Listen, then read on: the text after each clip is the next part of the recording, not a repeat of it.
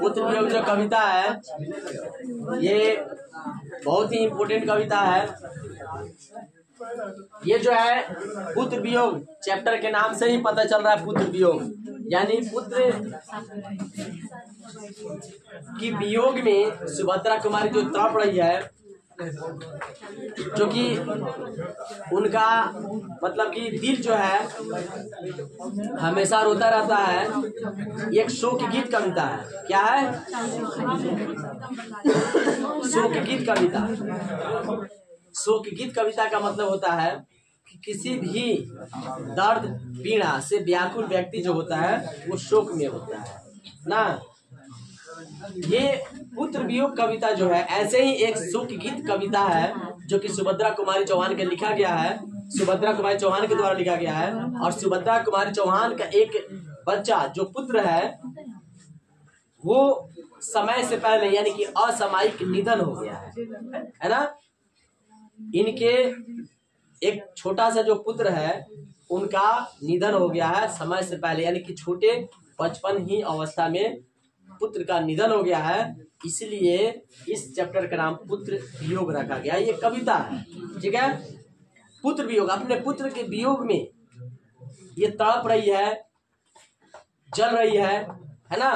क्योंकि एक माँ जो होती है, माँ का हृदय जो होता है कभी शांत रहने वाला नहीं है। जब उसका पुत्र अगर उससे अलग हो जाए, उसे छीन लिया जाए ना, तो वो माँ जो है कभी जो है चैन की सांस नहीं ले सकती है। हमेशा वो रोती रहेगी, तड़पती रहेगी, शोक में रहेगी, है ना। यहाँ कवित्री बता रही है, कवित्री जो है सुभद्रा कुमारी चौहान जो है ये कह रही है कि असामयिक निधन होने से इनके ऊपर इतना ना मतलब कि पीड़ा कष्ट आ गया कि हमेशा जहाँ रहती है चारों दिशाएं प्रसन्न है, सब कोई खुश है, आसपास के लोग, वातावरण, सारा चीज खुश है।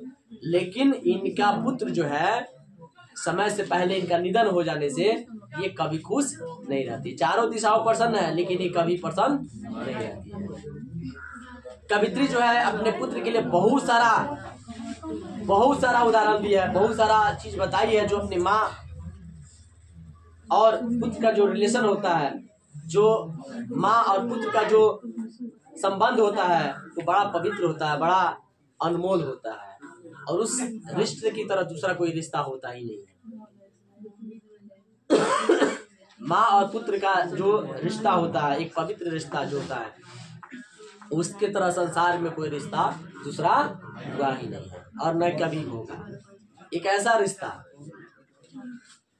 जो कि एक दिल को झकझोर देता है। मन में माँ शब्द कहने से अनेक प्रकार की भावनाएं उत्पन्न हो जाती है। दया, करुणा, अनेक प्रकार की ऐसी मन में भावना जग जाती है। माँ शब्द सुन करके जग जननी होती है, दुनिया को चलाने वाली होती है ना। और हर दुख को सह करके, हर तकलीफ को सह करके अपने संतान के लिए कुछ भी कर सकती है। ऐसे ही यह एक शोक गीत जो कविता है जो कि पुत्र के वियोग में तड़प रही है। यहाँ कवित्री बता रही है कि जिस पुत्र के लिए यानी कि पुत्र को कुछ हो ना जाए, ठंड न लग जाए, उसको गोद से कभी उतारी नहीं। एक बार माँ कहकर पुकारा, संतान तो दौड़कर सब काम छोड़ करके दौड़कर चली आती थी। आज भी है, माँ के अंदर करुणा है, दया निधान है, ममतामयी माँ होती है। बच्चा अगर, छोटा बच्चा अगर रोना शुरू कर दे तो जितना कोई काम अर्जेंट रहे सारा काम छोड़ करके उसके पास दौड़कर चली आती है। वह भी बता रही है कि जिस भय से उसको गोद से नहीं उतारा कि उसे ठंड न लग जाए, पूरा सतर्क, इतनी सतर्कता के बावजूद भी उसका जो खिलौना है उसको खिलौने शब्द से संबोधित किया है ना। उसका अपना खिलौना जो है वो नियति के क्रूर हाथों ने छीन लिया, यानी कि उसके छौना को छीन लिया गया। छौना शब्द का यूज किया गया है इसमें। आता है। छौना कहने का क्या अर्थ है? छौना देखिए, छौना होता है बच्चा, है ना। जैसे हिरण का शावक होता है, बच्चा होता है, छोटे बच्चे को छौना कहते हैं। जैसे देखिए, कोई भी बच्चा बहुत प्यारा होता है ना, चाहे किसी का भी, जानवर का हो या इंसान का हो, छोटा बच्चा बहुत प्यारा होता है कि नहीं होता है? आप बकरी का बच्चा को देखिए ना, छोटा होता है, बड़ा प्यारा होता है, लोग गोदी में लेके उसको खेलते हैं ना। वही अगर बड़का हो जाए, इतना बड़का हो जाए, खौरा भौरा हो जाएगा, कोई इसको छुएगा? नहीं छुएगा। कुत्ता का बच्चा को देखिए, कुत्ता जो होता है नाली में रहता है, लेकिन नाली में रहता है, उसका जब बछवा होता है तो बड़ा सुंदर होता है, लाल एकदम ना। उसको लोग उठा करके आप एकदम बैठाते हैं, गोदी में लेते हैं, खिलाते हैं। और वही जब बड़का हो जाता है, वो ना मूरी के पानी लगा के आया है, वो ना लोग भगा देते हैं ना। बिल्ली का बच्चा देखिए, बिल्ली का बच्चा छोटा होता है, प्यारा लगता है, लोग उसको पोसते हैं, खिलाते हैं ना, बिछावन तक भी रखते हैं, बिछावन पर रखते हैं उसको। लेकिन वही बिल्ली का बच्चा अगर बड़का हो जाए तो है ना खौरा भौरा हो जाए, उसका केस है ना खौरा भौरा हो जाए, आते आते लोग उसको भगा देते हैं। ये भी अपने बच्चों को छौना शब्द से संबोधित किए। छौना यानी कि छोटा बच्चा होता है तो बहुत प्यारा होता है, सुंदर होता है, उसको हर कोई खिलाता है। छोटा बच्चा को देखे, कोई से आएगा, गांव में कोई भी हो, भले उसको नहीं पहचानता है, कोई भी आएगा, साफ बच्चा को, है ना, उसको उठा लेगा, गोदी में खिला लेगा, चाहे पहचान का हो या नहीं हो ना। लेकिन वही अगर बड़का हो जाए तो कौन खिलाएगा? नहीं खिलाएगा। तो बच्चा बच्चा होता है, बच्चा को छौना शब्द से संबोधित किया गया है। बच्चा को छौना शब्द से संबोधित किया गया। यहाँ तक कि कवित्री ये बताती है कि अपने बच्चे की रक्षा के लिए, अपने बच्चे की खुशी पूर्वक देखने के लिए वो अनेक प्रकार का व्यवहार अपनाती है। मंदिर में जाकर के पत्थर को देवता माना, फूल नारियल बतासा चढ़ाया, दूध चढ़ाई उन्होंने कि मेरा बच्चा खुश रहे, खुशहाल रहे, शांति से रहे और मेरे सामने रहे। अब कह रही है कविता कि मैंने अपने बच्चे के लिए, अपने पुत्र के लिए क्या क्या नहीं किया, हर चीज किया, लेकिन फिर भी नियति के क्रूर हाथों ने मेरे छौना को छीन लिया। नियति के क्रूर, नियति कहते हैं कि भाग्य, विधाता को कहते हैं नियति, जो कि किसी के बस में नहीं होता है। नियति मतलब भाग्य, जो होना है वो होकर ही रहेगा, है ना। तो कह रही है कि नियति के क्रूर हाथों ने उसके छौना को छीन लिया, यानी कि उसके पुत्र को छीन लिया, वो भी समय से पहले, छोटे ही बचपन में ही उसके बच्चे को छीन लिया गया। इस शोक में, इस पुत्र वियोग में इतना तड़प रही है, उसका दिल इतना रो रहा है, तड़प रहा है कि तड़प के मारे, तड़प से, वेदना से इस कविता को लिखा गया है। इस कविता में शोक है, वेदना है, तड़पना है ना। जो निरस्ता है, उसके जीवन में निरस्ता आ गई है, जो उसके जीवन में उदासी आ गई है, और उदास भरी जिंदगी में ही इस कविता को उसने सुभद्रा कुमारी चौहान ने लिखी है इस कविता को। वो कह रही है, माँ कह रही है कि जिस माँ ने अपने पुत्र को एक पल भी रोते हुए नहीं देखा,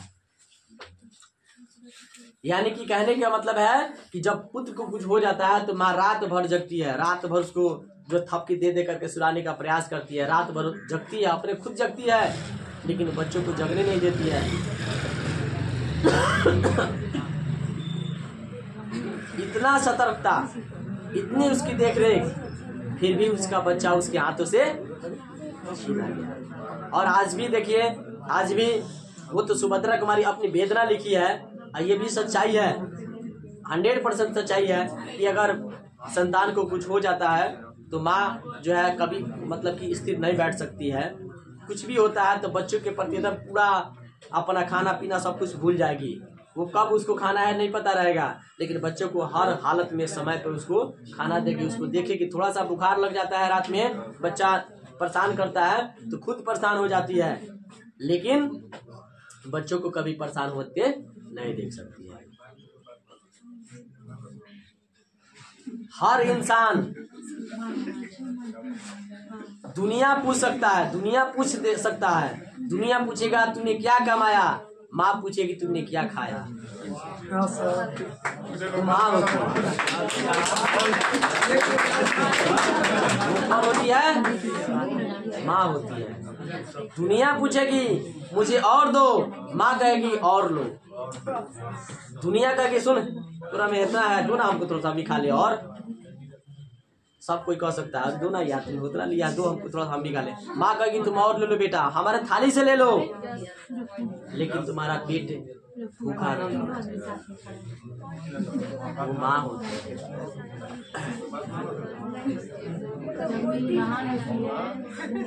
माँ के लिए देखिए जितना भी कहा जाए माँ के लिए कम ही है ना। पूरा मतलब कि माँ के ऊपर पूरा निबंध बना दिया जाए, कहानी, सब कुछ कम ही होगा, है ना। जब भी इस चैप्टर को जब पढ़ाया जाता है ना, एक अंदर से एक मतलब कि माँ के प्रति एक ऐसी चेतना जागृत हो जाती है जो कि मतलब व्याख्या नहीं किया जा सकता है, क्योंकि हर कोई माँ के ही कारण इस दुनिया में है, और माँ वो होती है जो कि दुनिया में कोई नहीं कर सकता है। और इसी चैप्टर के जब भी पढ़ाते तो हमको वो चीज एक याद आ जाता है जो कि आपको सुनाया भी गया है ना, आपको बताया भी गया है। इस पुत्र वियोग चैप्टर से ये चैप्टर जो है एक बड़ा ही अपनी पूरी दुनिया झलक जाती है।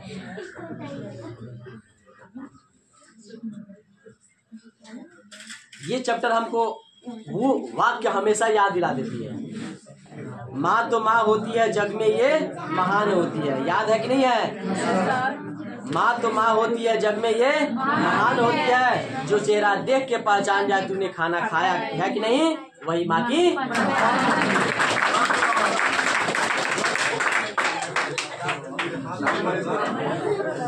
दुनिया आपसे मतलब नहीं रखेगी, दुनिया कुछ नहीं, दुनिया आपके बस आपके पैसों से ऐश करेगी। दुनिया आपके बस आपके पास पैसा है तो आपके साथ है, लेकिन माँ ऐसे है कि आपके पास पैसा हो ना हो फिर भी आपके साथ है। आप न कमाए लेकिन उसकी आंख के सामने रहे फिर भी खुश है। लेकिन बाकी दुनिया का कोई ऐसा व्यक्ति नहीं है कि आप न कमाए तो खुश रहे।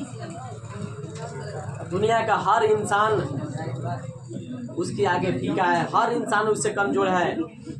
हर कोई यही देखेगा कमा के क्या लाए, शाम में क्या आया, दाल चावल साग सब्जी क्या आया। लेकिन माँ पूछेगी पहले तूने खाया कि नहीं, पहले खाना खाओ, पहले यानी कि पेट भरो, कमाओ या ना कमाओ, तुम्हारा शरीर स्वस्थ रहना चाहिए। वो नहीं कहेगी तू पहले कमा के हमको दिया करो, है ना। अब दुनिया में बहुत सारे लोग हैं ना, अब कोई ऐसे भी हो मतलब कि ऐसे बिहेव करने वाले कि उसको सिर्फ पैसा से मतलब है ना, तो ऐसे बहुत कम ही लोग होते हैं जो कि इस प्रकार का बिहेव करते हैं। लेकिन माँ अपने संतान से कभी नाराज नहीं हो सकती। आप देख लीजिए, नजर उठा के देख लीजिए, संतान की अगर शादी हो गई, बेटा पतो नहीं पूछ रहा है, कोई दिक्कत नहीं है ना, उसको कोई दिक्कत नहीं है। लेकिन सोचिए उस पेरेंट्स ने बचपन में आपके साथ 24 घंटा आपके साथ हमेशा रह करके और आपकी हर चीज वो एक्सेप्ट किए। और जब बच्चे बड़े होते हैं तो पेरेंट्स को अलग कर देते हैं, और जब उसके बच्चे होते हैं तो उसको अलग कर देते हैं, तब मजा आता है ना। वो है तो कहेगा हम खाली हम ही देखें ये बूढ़ा बुढ़ियों को, हमको नहीं है, हमारे पास उतना पैसा नहीं है, इलाज कराने का पैसा नहीं है। जब बूढ़े होते हैं और जब उनका लड़का उनको घर से निकाल देता है, तब देखिए तब कितना ड्रामा होता है ना। तब कहते हैं हमारा बेटा पर तो दोनों खराब है। ये नहीं कहेंगे कि हम भी खराब थे, हम अपने सास ससुर को या हम अपने पेरेंट्स को नहीं किए हैं। ये नहीं याद आएगा, याद आएगा अपना करेंट वाला दुख याद आएगा, अपना करेंट वाला तकलीफ याद आएगा। लेकिन उन्होंने अपने जनरेशन में अपने पेरेंट्स को क्या किया ये याद नहीं आएगा। लेकिन समाज देखने वाले देख के कहेंगे ये भी अपने पेरेंट्स के साथ यही किया था, ऐसा ही किया था, तो ये भी तो भोगेगा। लेकिन उसको अपना बात याद नहीं आएगा। तो पेरेंट्स देखिए, पेरेंट्स होते हैं और पेरेंट्स कितना हो बच्चे खराब हो जाए, कुछ भी बोल दे, लेकिन फिर भी अगर पेरेंट्स के पास बच्चे जाते हैं तो पेरेंट्स जो है प्रेम से ही बुलाते हैं, है ना। प्रेम से ही उसको बैठाएंगे, पहले उसका चेहरा देखेंगे। देखिए पेरेंट्स जो है ना चेहरा देख के ही पहचान जाएगा कि इसको क्या तकलीफ है। बच्चे कभी कभी नर्वस होते हैं तो घर में जाते हैं तो माँ देखती है चेहरा, ना कोनो दिक्कत है ना, क्योंकि चेहरा सूखा पहचान जाएगी, पहले ही पहचान जाएगी, क्योंकि रात दिन उसके साथ रहने वाली है तो पहचान जाएगी। हर दुख सुख में साथ रहने वाली है, पहचान जाएगी, है ना। तो ये पुत्र वियोग जो कविता है, जो कि एक शोक में लिखी गई, जो वेदना में लिखी गई कविता, हम लोग सच्चाई देखते हैं, सच्चाई हम लोग के सामने होता है, सच्चाई हम लोग के सामने है कि माँ क्या चीज है, सबको पता है, सबको जानता है। माँ की तरह दूसरा कोई नहीं हो सकता है दुनिया में। उसी तरह ये सुभद्रा कुमारी चौहान अपनी भी कुछ जो बात बता रही है, हर चीज अपने पुत्र के लिए हर चीज कर दी है, हर चीज कुर्बान कर दी है, लेकिन फिर भी नियति के क्रूर हाथों ने उसके छौना को। माँ कह रही है,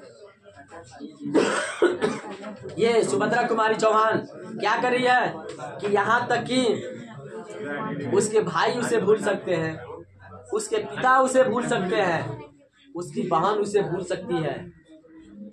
यहाँ पे कभी स्पष्ट बताने का प्रयास किया कि दुनिया का सब कोई भूल सकता है, लेकिन माँ अपने संतान को कभी नहीं भूल सकती है। ये पूरा कविता का भावार्थ जो है बता रहा है, कविता बता रही है, स्टेप बाय स्टेप करके ये कवित्री बता रही है ना, कि हर कोई भूल सकता है, भाई बहन भूल सकते, आता भी है व्याख्या में आएगा, भाई भूल सकते हैं, बहन भूल सकते हैं, है ना, लेकिन माँ कभी नहीं भूल सकती है, क्योंकि माँ हमेशा ममता महिमा होती है, माँ हमेशा सुख दुख की साथी होती है, वो कभी अपने संतान को नहीं भूल सकती है ना। तो इस पाठ में जो है, इस चैप्टर में सुभद्रा कुमारी चौहान से रिलेटेड जो क्वेश्चन है, क्वेश्चन होता है कि पुत्र माँ के लिए क्या क्या करती है ना। पहला क्वेश्चन है पुत्र माँ के लिए क्या क्या करती है। तो पुत्र, अब तो माँ के बारे में कितना लिखा जाएगा, जितना भी लिखा जाएगा कम होगा, लेकिन इस कविता के माध्यम से आपको लिखना है, इस कविता में जो बताया गया है उसके आधार पर लिखना है। पुत्र माँ क्या, हाँ, पुत्र के लिए माँ क्या क्या करती है। तो पुत्र अपने संतान की खुशी के लिए हर अपना जो है सुख न्यौछावर कर देती है ना। अगर बेटा को कोई दिक्कत, संतान को कोई दिक्कत होता है, कोई भी संतान को दिक्कत होता है, तो उसको क्या रात भर जग करके अपने नौ सौ पर उसको सुनाने का प्रयास करती है, लोरिया गाती है, उसके थपकी देकर उसको थपकी देकर सुनाने का प्रयास करती है। माँ अपने पुत्र की खुशी के लिए क्या करती है, दूध नारियल बतासा मंदिर में जाकर चढ़ाती है, पत्थर को देवता मानती है, पूजा करती है ना। अनेक प्रकार के इसमें बताया गया, वही चीज आपको लिखना है जो इस चैप्टर में बताया गया, ठीक है। हालांकि ये सच्चाई भी है, माँ पुत्र के लिए हर चीज कर सकती है, जो कि उसको हमेशा यही चाहती है कि मेरा संतान खुश रहे, दुख कभी ना हो, ठीक है। उसके बाद इसमें है पुत्र वियोग में छौना कहने का क्या अर्थ है। छौना, तो छौना किस पुत्र, छौना जो है पुत्र वियोग पाठ में ही इसका चर्चा, दूसरा पाठ में चर्चा नहीं है। छौना मतलब होता है बच्चा, जो जैसे हिरण का शावक होता है, हिरण का बच्चा होता है जिसको शावक कहते हैं, अच्छा होता है, सुंदर होता है, प्यारा होता है, तो उसी तरह पुत्र को प्यारा अच्छा मान करके उसको छावना शब्द से संबोधित किया गया है। इसमें है खिलौना शब्द एक प्रयोग किया गया है, उसका खोया हुआ खिलौना अब तक उसके पास नहीं आया। यानी कहने का मतलब है कि कवित्री कह रही है कि जिस तरह से धन जो होता है, जैसे धन कोई पैसा है गिर गया, भुला गया और फिर दोबारा नहीं मिला, उसी प्रकार से उसका पुत्र जो है नियति के क्रूर हाथों के द्वारा छीना गया है, जो कि अब तक उसके पास अब तक नहीं आया। यानी कि एक खोए हुए धन की तरह वो हाथ से निकल गया, फिर दोबारा कभी नहीं आने वाला है। यानी कि उसकी मृत्यु हो गई है, फिर दोबारा आ सकता है, नहीं आ सकता है। ठीक है, तो खिलौना कहने का मतलब खिलौना उसके अपने बेटे के लिए प्रयोग किया गया है, खिलौना शब्द का। और खिलौना किसके लिए प्रयोग किया गया है? उसके। ठीक है, इसमें व्याख्या है शीत न लग जाए जिस भय से। क्या है आप देखिएगा, उसमें सब व्याख्या दिया हुआ है। शीत न लग जाए जिस भय से नहीं गोद से उतारा, माँ कहकर जब पुकारा वो दौड़कर चली आई। शीत न लग जाए, वो अपने बेटे को, अपने संतान को इस भय से नहीं उतारती है कि शीत न लग जाए, ठंड न लग जाए, अपने गोद से नहीं उतारती है। ठंडी के दिन में माँ अपने बेटे को, अपने संतान को गोद से नहीं उतारती है कहीं कहीं ठंडा न लग जाए ना, ठंडा लग जाएगा तो बेटे को, संतान को कुछ हो जाए, तो वो गोद से नहीं उतारती है इस भय से कि ठंड न लग जाए। माँ कहकर जब पुकारा, यानी कि कितना हूँ काम में माँ रहती है, कोई भी काम है तो क्या करती है, पहले जब भी बेटा जो है माँ शब्द कहकर पुकारता है, जैसे माँ कह दिया वो सारे काम छोड़ करके उसके पास दौड़कर चली जाती है। ठीक है, तो इसमें से व्याख्या इंपॉर्टेंट है। व्याख्या क्या है? भाई भी भूल सकते हैं, बहन भी भूल सकते हैं, है ना, पिता भी भूल सकते हैं, ये भी व्याख्या है। शीत न लग जाए जिस भय से नहीं गोद से उतारा, ये भी व्याख्या है समझ में। उसके बाद नहीं मानता मेरा मन, मैंने मेरा मन नहीं मानता, सुना सुना लगता है जीवन, है ना। यानी कि पुत्र की मृत्यु के बाद ये बता रही है कि नहीं मानता मेरा मन, सुना सुना, उसका जीवन में पूरा निरस्ता आ गई है। कितना ही अपना मन को समझा रही है, कितना ही अपना मन को प्रयास कर रही है कि मन को समझा दे, लेकिन सारे समझाना उसका विफल हो जा रहा है, उसका सारा प्रयास विफल हो जा रहा है। उसका मन हमेशा रोता रहता है, हमेशा बेचैन रहता है, हमेशा तड़पते रहता है ना। उसका मन कभी मान ही नहीं रहा है, उसके मन कभी जो है शांत हो ही नहीं रहा है, क्योंकि उसकी पुत्र की मृत्यु हो गई है। और भी पुत्र की मृत्यु असामयिक हो गई, यानी कि समय से पहले हो गई है, तो इसलिए उसका मन जो है जहाँ रहता है हमेशा रोता रहता है। तो क्या लिखता है? प्रस्तुत पंक्तियां, या क्या क्या बताया ना हिंदी में, प्रस्तुत पंक्तियां पुत्र वियोग शीर्षक पाठ से लिया गया, जिसके कवित्री कौन है? ठीक है, उसके बाद उस लाइन का व्याख्या आप क्या है? आज दिशाएं भी हंसती हैं, चारों दिशाएं प्रसन्न है, सबसे पहले ही लाइन है। समरी का सबसे पहले भी स्टेप यही है, चारों दिशाएं प्रसन्न है, सब कोई खुश है ना। लेकिन इस खुशी के वातावरण में उसकी माँ जो है, यानी कि सुभद्रा कुमारी चौहान कवित्री जो है, हमेशा उसका दिल रोता रहता है। सब कोई खुश है, लेकिन वो कभी इस खुशी पूर्वक जो उल्लास पूर्वक जो वातावरण है, इस वातावरण में अपने आप को क्या महसूस कर रही है? सुनापन महसूस कर रही है, निरस्ता महसूस कर रही है। वो अपने आप को हमेशा एक मतलब कि दुखदायी महसूस कर रही है, क्योंकि उसका बेटा जो उसे छीन लिया। ठीक है, और कोई व्याख्या है?